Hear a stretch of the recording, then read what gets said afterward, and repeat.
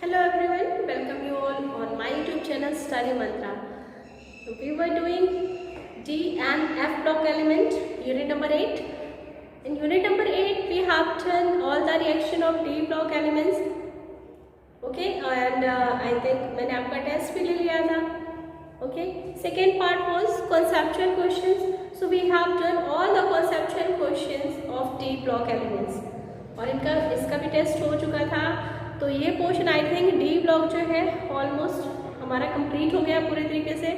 Now we will move towards the next part, that is F block elements. F block elements में से ज़्यादा questions नहीं आते हैं.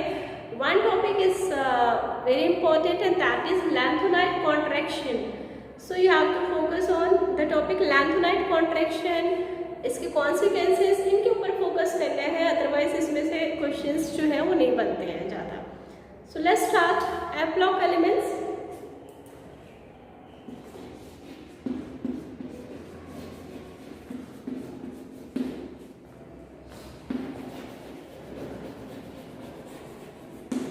F block elements, in your periodic table you have seen that F block elements, lanthanide and actinide, they are placed below the series.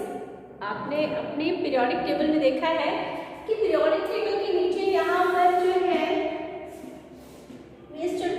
D block था ना, D में यहाँ पर स्कैंडियम था, इथ्रियम था, यहाँ पर लैंथनम था, एक्टिनियम था. ओके, तो यहाँ लैंथनम से 58 से लेकर के यहाँ से एलिमेंट आपके जो लैंथनम डी ब्लॉक का जो ग्रुप नंबर मैंने this is known as group number 3. ये थर्ड ग्रुप है. ओके, थर्ड ग्रुप के एलिमेंट्स है ये scandium, yttrium, lanthanum and actinium.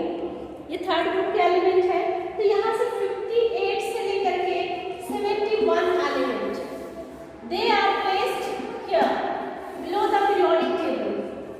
Periodic table में आप नीचे इनको प्लेस दिया गया है and these elements are known as lanthanides. क्या कहते हैं इनको? लैंथनाइड्स. ओके, यहाँ पर है वो 14 एलिमेंट्स. क्लियर? तो लैंथनम, ये इसको लैंथनम बोलते हैं. यहाँ से 58 से लेकर के 71 तक एलिमेंट जो है उनको उठा करके कहाँ रखा गया है? नीचे यहाँ पीरियोडिक टेबल में प्लेस दिया गया है और इनको हम कहते हैं लैंथनॉइड्स. क्या कहते हैं? लैंथनॉइड्स. सेम एज एक्टिनियम 89 के बाद 103 यहाँ से भी 14 एलिमेंट्स निकाले गए हैं और इनको भी बॉटम ऑफ द टेबल में इनको प्लेस मिला है and these are called actinides. Actinides. Okay, and these both group are called F block elements. What we say? F block element. तो आपने ये 14, 28 एलिमेंट की स्टडी करनी है एफ ब्लॉक एलिमेंट्स में. Clear it is? So we will start with the electronic configuration. So let's start. सबसे पहले हम लैंथनाइड डिस्कस करेंगे. लैंथनाइड्स जो है 14 एलिमेंट, उन एलिमेंट्स को आप पहले नोट डाउन कर लो. These elements are lanthanum, cerium, praseodymium. बेटा ये थोड़े से जो है एलिमेंट आपके लिए डिफिकल्ट है. अभी आपको मे बी नेम नहीं याद हो, बट कोई बात नहीं, धीरे धीरे आपको लर्न हो जाएंगे. Neodymium, promethium, samarium,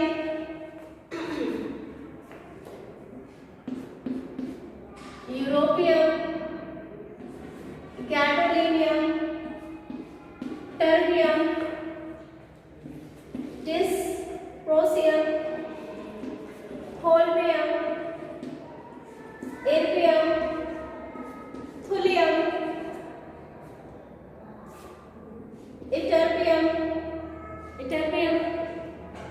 and lutetium. Okay, ये है आपके एफ ब्लॉक एलिमेंट्स लैंथनाइड. क्या है? F block elements lanthanide. Okay, start करें इसको. तो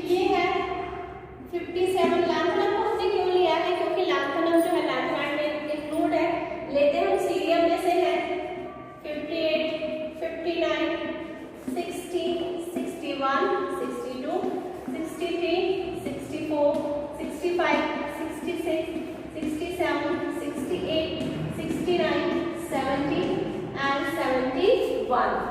1, 2, 3, 4, 5, 6, 7, 8, 9, 10, 11, 12, 13, 14. तो यहाँ से आपके 14 एलिमेंट कंप्लीट हो गए। आफ्टर लैंथनम, लैंथनम कहाँ था? लैंथनम डी ब्लॉक में था। ओके, तो ये 14 एलिमेंट आपके नीचे रखे हुए हैं। They are known as lanthanides, F block elements. Now we will discuss their electronic configuration. तो इलेक्ट्रॉनिक कॉन्फ़िगरेशन जो है वो इनकी होती है जनरल कॉन्फ़िगरेशन। अगर मैं लिखूं जैसे सीरियम है, सीरियम का है 58 का मतलब है पूरा कॉन्फ़िगरेशन मुझे लिखने की ज़रूरत नहीं है, ठीक है। पूरा कॉन्फ़िगरेशन जो है 1s2 2s2 3s2 ये पूरा लिखने की ज़रूरत नहीं है। लैंथनम से हम देख लेते हैं। लैंथनम में होती क्या है? 5d की फिलिंग होती है, 5d1 6s2। लैंथनम में ये लैंथनम का अगर आपको याद हो डी ब्लॉक एलिमेंट, स्कैंडियम का क्या था? 3d1 4s2, ठीक है। इट्रियम का क्या होगा? 4d1 5s2। तो उसी के नीचे तो लैंथनम है, लैंथनम का क्या होगा? 5d1 6s2। तो हम यहीं से इसको लिखना शुरू करेंगे। अब ये 58 है, आपके अकॉर्डिंग हो जाना चाहिए 5d1 5d2 6s2, बट ये क्या है? एफ ब्लॉक एलिमेंट है और यहाँ पर एफ ऑर्बिटल की फिलिंग होगी। तो होता क्या है? 4f में इलेक्ट्रॉन चला जाता है 5d1 6s2। ये तो लैंथनम का है 57 का। 58 में आपके अकॉर्डिंग एक f में चला जाना चाहिए, ठीक है। बट ये क्या कॉन्फ़िगरेशन हुआ? d में एक, f में एक, ऐसा नहीं होता। और तब ये d में से इलेक्ट्रॉन खींच लेता है और कॉन्फ़िगरेशन क्या हो जाता है? 4f2 5d0 and 6s2। क्योंकि ये कंपेरेबल एनर्जी वाले ऑर्बिटल्स है, इनमें से इलेक्ट्रॉन का खींचना लेना देना चालू रहता है अकॉर्डिंग टू द कॉन्फ़िगरेशन कि कौन सी ज़्यादा स्टेबल कॉन्फ़िगरेशन होगी। तो सीरियम की कॉन्फ़िगरेशन होगी 4f2 5d0 6s2। तो यहीं से इसकी कॉन्फ़िगरेशन स्टार्ट हो जाएगी। अच्छा, यहाँ पर क्या होगा? प्रेसियोडाइनियम में इसमें हो जाएगा 4f3, ओके। नियोडाइनियम में 4f4, ठीक है। प्रोमीथियम में 4f5, सबेरियम में 4f6। तो यहाँ तक तो कोई प्रॉब्लम नहीं है। 2 के बाद आपने f में इलेक्ट्रॉन डालते जाना है और कॉन्फ़िगरेशन कंप्लीट करते जाना है। अब बात आती है यूरोपियम की। तो यूरोपियम में होता है, यूरोपियम का है 63 और कॉन्फ़िगरेशन है 4f7 5d0 6s2, ओके। ये हाफ फील्ड वाला यूरोपियम। गैडोलीनियम, गैडोलीनियम में आपके अकॉर्डिंग 4f में 8 हो जानी चाहिए, बट ऐसा नहीं होता। आपको पता है f ऑर्बिटल में 7 ब्लॉक्स होते हैं। फॉर गेटिंग स्टेबिलिटी होता क्या है कि ये अपना एक इलेक्ट्रॉन जो है d ऑर्बिटल को दे देते हैं कि I am half filled, I am more stable, clear. तो कॉन्फ़िगरेशन अगेन क्या हो जाएगा?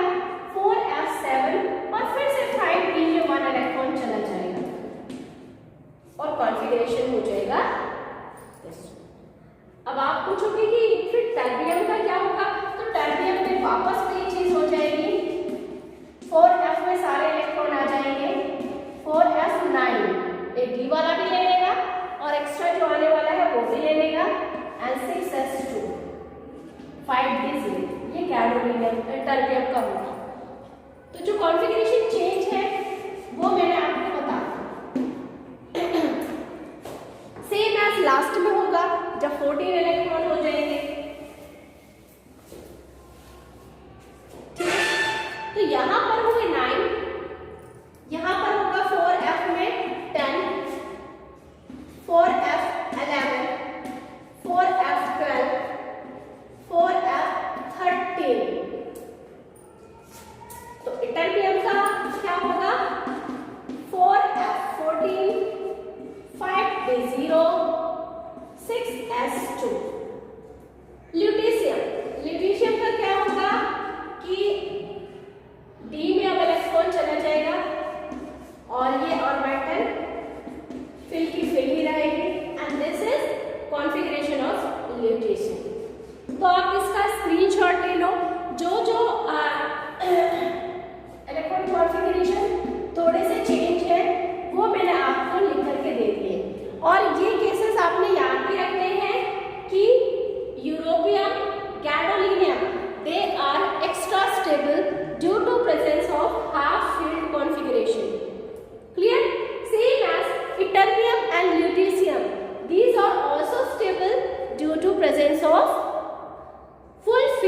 f orbital. क्लियर? तो ओवरऑल अगर मैं कॉन्फ़िगरेशन देखूं तो कॉन्फ़िगरेशन में हो क्या रहा है, 6s मीन्स सबसे आउटर जो है वो है s ऑर्बिटल और उसमें हमेशा ही 2 इलेक्ट्रॉन्स हैं। You can see 2 electrons. Okay, अब अगर ये मैंने n लिया है तो मैं 5 को क्या लूंगी, 5 क्या कहलाएगी, 5 कहलाएगी n-1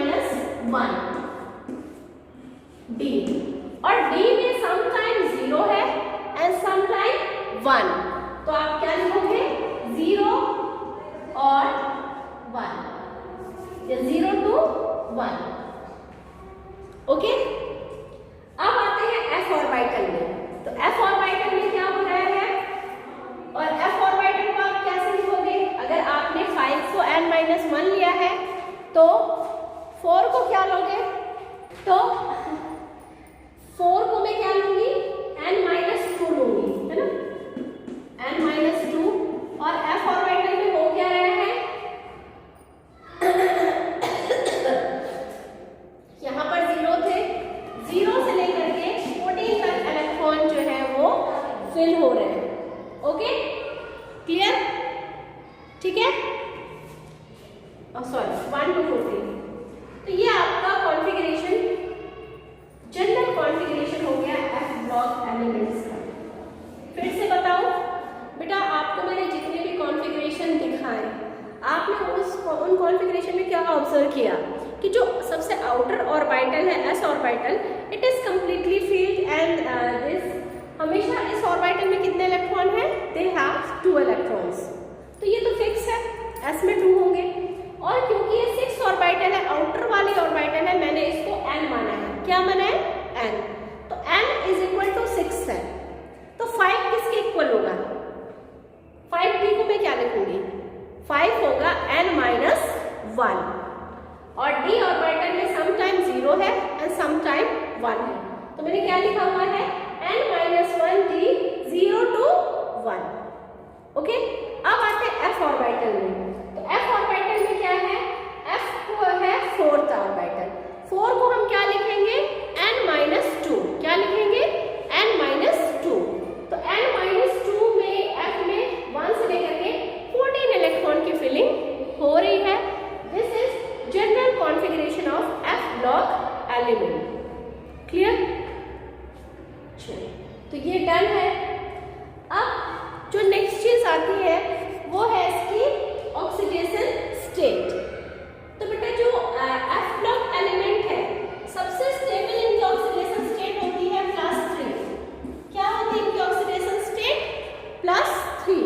लेकिन कुछ एलिमेंट है जो इसके अलावा भी ऑक्सीडेशन स्टेट शो करते हैं, क्योंकि ऑक्सीडेशन स्टेट किस पर डिपेंड करती है, स्टेबिलिटी के ऊपर डिपेंड करती है। किसके ऊपर, स्टेबिलिटी के ऊपर, कि कितना स्टेबल होगा। अब जैसे मैं बात करूं ल्यूटेशियम की, तो ल्यूटेशियम ठीक है, अगर ये 3 इलेक्ट्रॉन निकाल देगा तो ज्यादा बेटर होगा, तो इसकी तो +3 होगी, 14 स्टेबल है।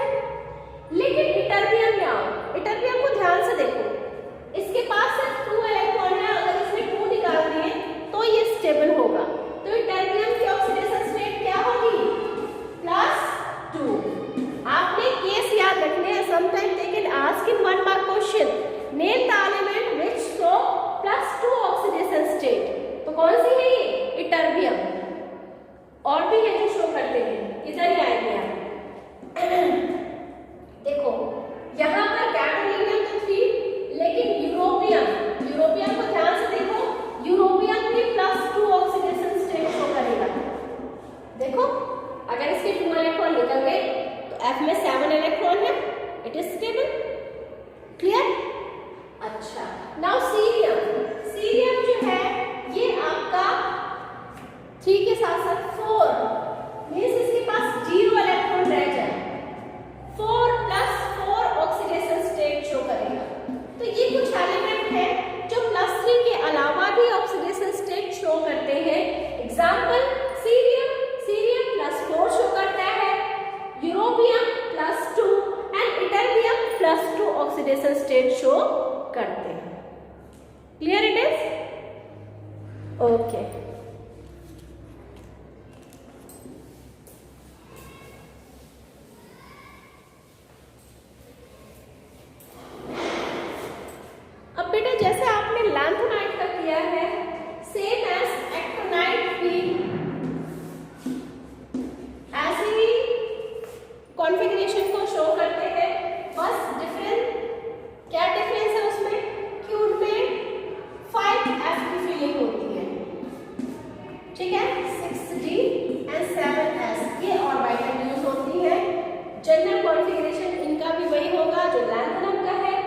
बाकी इनके इलेक्ट्रॉनिक कॉन्फ़िगरेशन में कोई डिफरेंस नहीं है, एज इट इज रहेगा। ओके, अब हम कुछ प्रॉपर्टीज कर लें। सबसे इंपॉर्टेंट प्रॉपर्टीज कि जब हम लेफ्ट से राइट जाएंगे तो एटॉमिक रेडियाई क्या होगा। अब आते हैं एटॉमिक रेडियाई। एटॉमिक रेडियाई तो बेटा मैंने आपको पहले बताया था, देखो ये है f ऑर्बिटल। ओके ठीक है, मतलब इनके 6 वाले में 2 इलेक्ट्रॉन ऑलरेडी डले हुए हैं, 5th वाले में 8 कंप्लीट है और d में कभी 1 है कभी 0 है, मींस ये ऑर्बिटल भी आपकी फिल है। और इलेक्ट्रॉन जा कहाँ रहा है, 4th ऑर्बिटल में। 4th f की फिलिंग हो रही है राइट में, 4th f में इलेक्ट्रॉन जा रहा है, तो इलेक्ट्रॉन जा कहाँ रहा है, इनर मोस्ट ऑर्बिटल में, अंदर से अंदर। ओके पहली बात तो इलेक्ट्रॉन यहाँ जा रहा है। सेकेंड थिंग क्या है कि जो f ऑर्बिटल है, मैंने आपको शील्डिंग इफेक्ट बताया था, तो शील्डिंग इफेक्ट सबसे ज्यादा होता है s का, देन p का, देन d का, देन f का, सबसे कम होता है f का। तो f की शील्डिंग इफेक्ट कम है, होगा क्या, न्यूक्लियर चार्ज आउटर इलेक्ट्रॉन पे लगेगा और साइज कॉन्ट्रैक्ट होता चला जाएगा। तो लैंथेनाइट, इसको हम बोलते हैं लैंथेनाइट कॉन्ट्रैक्शन। लैंथेनाइट कॉन्ट्रैक्शन क्या है, on increasing atomic number the size of या atomic radii of element get decreases from left to right, from cerium to lutetium. This is known as lanthanide contraction. Size क्या होता जाता है, छोटा होता चला जाता है और इसे हम बोलते हैं लैंथेनाइट कॉन्ट्रैक्शन। क्या बोलते हैं, लैंथेनाइट कॉन्ट्रैक्शन। अब आपसे पूछेंगे इसका रीजन क्या है, तो रीजन आपने क्या लिखना है, first reason increasing nuclear charge, कि जैसे जैसे हम एक इलेक्ट्रॉन डालेंगे प्रोटॉन भी बढ़ेंगे, तो increase in nuclear charge, nuclear charge first.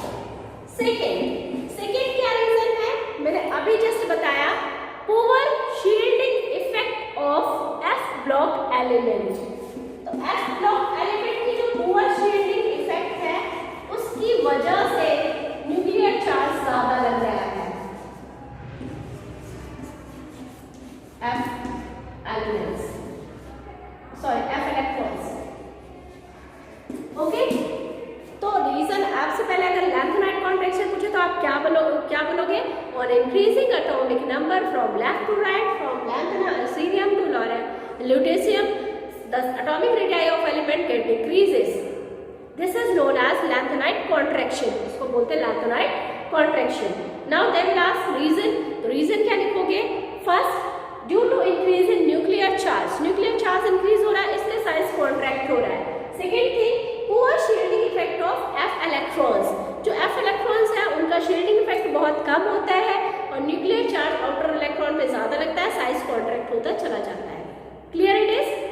Now they will ask consequences, कि एटॉमिक रेडियाई के लैंथेनाइट कॉन्ट्रैक्शन होने की वजह से प्रॉब्लम क्या हो रही है, इसके क्या इफेक्ट पड़ने वाले हैं, कॉन्सिक्वेंसेस। तो कॉन्सिक्वेंसेस ये है बेटा कि डिक्रीज तो होता है एटॉमिक साइज में, बट इतना भी नहीं होता है, बहुत स्लाइटली सा डिक्रीज होता है। लैंथेनाइट कॉन्ट्रैक्शन जैसे मैंने दिखाया ना कि साइज गेट डिक्रीजेस, तो ये इतना कम डिक्रीज, इतना ज्यादा डिक्रीज थोड़ा ना हो रहा है, साइज बहुत स्लाइटली सा डिक्रीज हो रहा है, बहुत कम, ना के बराबर। ओके, तो इस रीजन की वजह से, लैंथेनाइट कॉन्ट्रैक्शन की वजह से, जो लैंथेनाइट्स है इन सब का साइज ऑलमोस्ट सिमिलर हो जाता है, अप्रोक्सीमेट सेम हो जाता है। ओके, क्योंकि ज्यादा डिक्रीज तो होता नहीं है।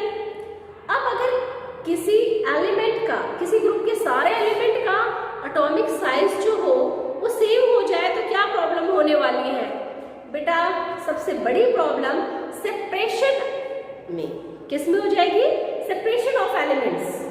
It become difficult if they are having same atomic radii. अगर उनका साइज सिमिलर है तो सबसे ज्यादा प्रॉब्लम मुझे होने वाली है उनके सेपरेशन में। सो फर्स्ट कॉन्सिक्वेंसेस आप क्या लिखोगे? Difficulty in separation of elements, separation of elements. अब क्यों डिफिकल्टी हो रही है?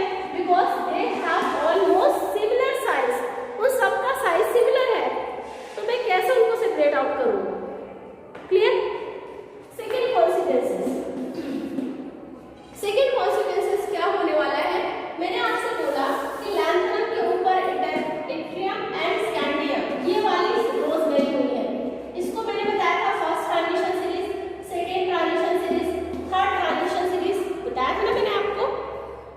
तो नीचे जाने पर आपको पता है कि एटॉमिक साइज इंक्रीज करता है जब हम ऊपर से नीचे आते हैं, टॉप टू बॉटम। ये आपने 9th में भी पढ़ा है, +1 में भी पढ़ा है। साइज क्या होता है? इंक्रीज होता है डाउन द रोड। लेकिन अब आप देख रहे हो कि जो इंक्रीज हो रहा है, इंक्रीज होना चाहिए, वो लैंथेनाइट कॉन्ट्रैक्शन की वजह से कम होता जा रहा है। तो होता क्या है? Second and third transition series, इनकी एटॉमिक रेडियाई ऑलमोस्ट सिमिलर हो जाती है। ठीक है, तो second and third transition series का साइज भी सिमिलर हो जाता है। दूसरा कॉन्सिक्वेंसेस आपको समझ में आ गया? वो भी क्या हो जाती है? सिमिलर हो जाती है। ओके, क्योंकि जितना इंक्रीज करना चाहिए उतना डिक्रीज कर जाता है। तो इन दोनों का ये जो सीरीज जा रही है, इनका अप्रोक्सीमेट क्या हो जाता है? एटॉमिक रेडियाई सेम हो जाता है। ओके, नेक्स्ट कॉन्सिक्वेंसेस है उनके बेसिक कैरेक्टर के ऊपर effect on the basic strength. Okay,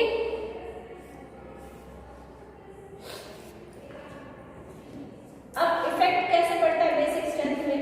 ये है लैंथनम और ये रहा इसका बेस,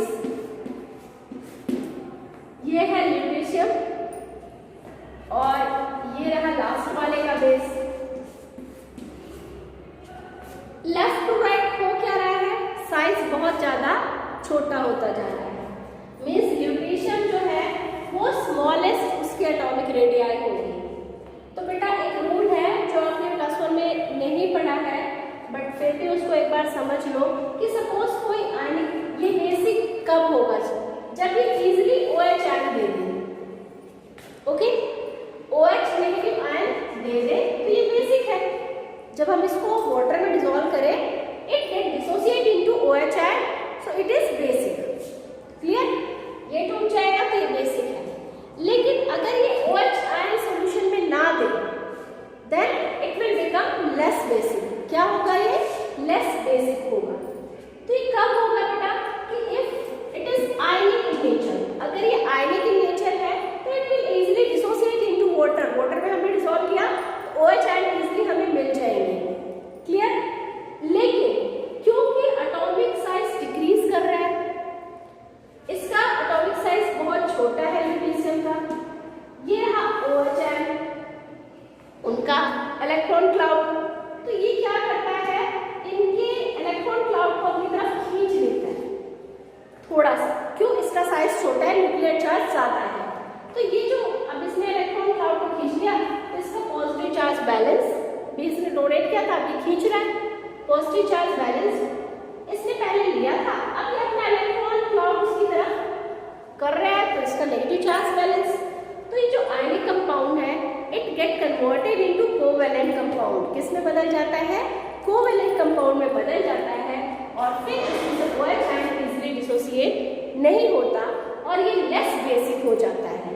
तो थर्ड आप क्या लिखोगे कि बेसिक कैरेक्टर जो है वो डिक्रीज करता है from left to right due to lanthanide contraction. Clear? तो ये थे आपके लैंथेनाइट कॉन्ट्रैक्शन के 3 कॉन्सिक्वेंसेस। फर्स्ट कॉन्सिक्वेंसेस क्या है?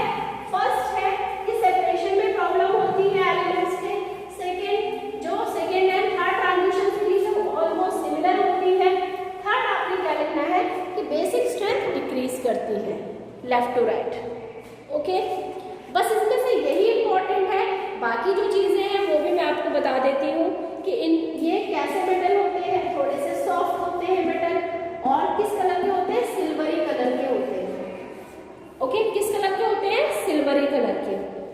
मेल्टिंग एंड बॉइलिंग पॉइंट इनके हाई होते हैं, हाई मेल्टिंग पॉइंट होते हैं। ओके, और इलेक्ट्रिसिटी कंडक्ट करते हैं, good conductor of electricity. Okay, colour जो होते हैं ये सिल्वरी वाइट मेटल होते हैं, लेकिन क्योंकि इनके पास s ऑर्बिटल में इलेक्ट्रॉन्स होते हैं इसलिए ये कलर भी शो करते हैं। रीजन क्या लिखोगे, s ट्रांजिशन। जैसे डी ब्लॉक में आप क्या रीजन लिखोगे, डी ट्रांजिशन, मींस इलेक्ट्रॉन क्या करता है, एक लेवल से दूसरे लेवल पे जंप करता है, वापस आता है, कलर को इमिट करता है। ठीक है, तो यहाँ भी ये कलर होते हैं due to F transition. Clear? चलो, बाकी मैग्नेटिक बिहेवियर भी शो करेंगे, रीजन वही है, due to presence of unpaired electron. बेटा कलर का हो चाहे मैग्नेटिक बिहेवियर हो, हमेशा एक ही रीजन लिखना है, due to presence of unpaired electrons. ठीक है, अब कुछ रिएक्शंस हैं। तो बेटा लैंथेनाइड होते हैं, इनको हम Ln से लिख देते हैं। Ln में सारे लैंथेनाइड आ गए, सीरियम, थोरियम सब कुछ आ गया। तो इसकी रिएक्शन जब आप हैलोजन से करोगे, सपोज क्लोरीन से किया, तो जो कंपाउंड बनेगा वो बनेगा, इनकी ऑक्सीडेशन स्टेट 3 होती है, LnCl3। ये कुछ केमिकल रिएक्शन है। First reaction. सेकेंड, कार्बन के साथ लैंथेनाइड की ऑक्सीडेशन स्टेट क्या होती है, 3 होती है। तो ये आपके Ln3 ये भी बनाएंगे, Ln2C3 ये कार्बन के साथ इनके कंपाउंड्स बनते हैं। नाइट्रोजन के साथ, नाइट्रोजन की भी वैलेंसी 3, इनकी भी वैलेंसी 3, क्या बनने वाला है, Ln3 कैंसिल। ऑक्सीजन के साथ, ऑक्सीजन की 2 होती है, इनकी 3 होती है, क्या बनेगा, Ln2O3। ठीक है, सल्फर के साथ भी सेम बनेगा,